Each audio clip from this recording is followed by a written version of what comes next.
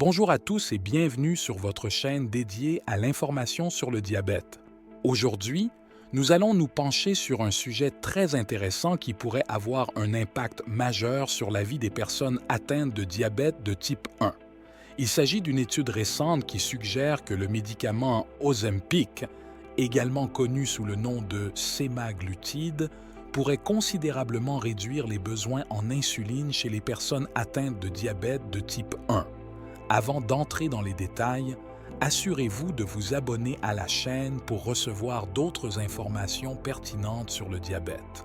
N'hésitez pas non plus à laisser un j'aime et à partager cette vidéo sur vos réseaux sociaux. Allons-y. L'Ozempic, qui appartient à la classe des agonistes du GLP-1, est un médicament généralement prescrit pour le traitement du diabète de type 2. Les dernières recherches montrent qu'il peut réduire les maladies cardiaques et les accidents vasculaires cérébraux chez les personnes obèses qui ne souffrent pas de diabète. Le sémaglutide a fait également l'objet d'études pour d'autres pathologies, telles que la stéatose hépatique et la toxicomanie.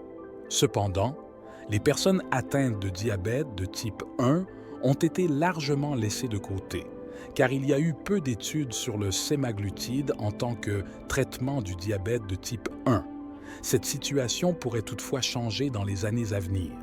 En effet, de nouvelles recherches suggèrent que le sémaglutide pourrait avoir des effets bénéfiques sur le diabète de type 1 au stade précoce, notamment en réduisant les besoins en insuline. Une étude a examiné les effets de l'Ozempic sur le diabète de type 1 récemment diagnostiqué. La plupart des personnes atteintes de diabète de type 1 ont encore quelques cellules bêta fonctionnelles lorsqu'elles sont initialement diagnostiquées, ce qui signifie qu'elles peuvent encore produire de l'insuline.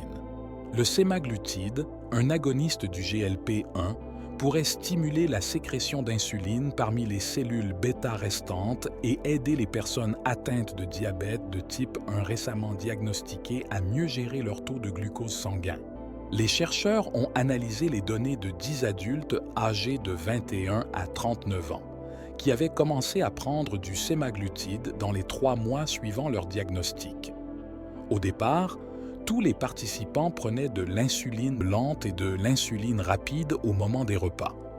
Cependant, après seulement 3 mois de traitement au sémaglutide, les participants n'avaient plus besoin d'insuline au moment des repas. À 6 mois, 7 des 10 participants n'avaient plus besoin d'insuline lente. Cela signifie que la majorité des personnes de l'étude ont pu arrêter complètement de prendre de l'insuline après 6 mois de traitement au sémaglutide. Les chercheurs ont également noté des améliorations significatives dans la gestion glycémique des participants.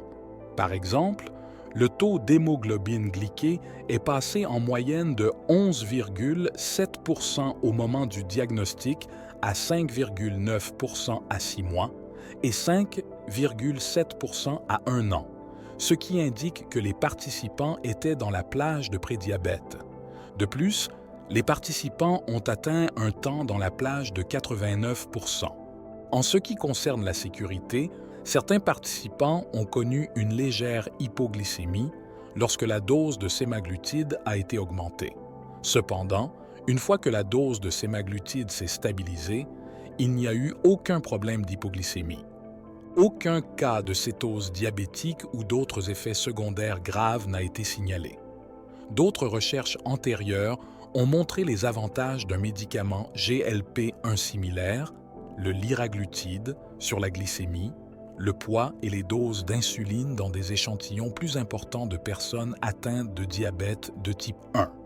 Une autre petite étude suggère également que le sémaglutide pourrait être bénéfique pour les personnes atteintes de diabète de type 1 de longue date. Chez 10 adultes atteints de diabète de type 1 depuis 20 ans en moyenne, le sémaglutide a entraîné une perte de poids de 14% en 6 mois. Au-delà de la perte de poids, les participants ont constaté entre autres une réduction de 26% des doses d'insuline par jour au bout de 6 mois. En conclusion, ces études suggèrent des avantages potentiels du sémaglutide dans le traitement du diabète de type 1 récemment diagnostiqué et de longue date, notamment pour la gestion de la glycémie et la réduction des besoins en insuline. Il est important de noter que la taille des études était petite. D'autres recherches seront nécessaires pour comprendre pleinement la sécurité et l'efficacité du sémaglutide dans le diabète de type 1. Voilà les amis, j'espère que ces informations vous ont été utiles. Prenez soin de vous et à bientôt.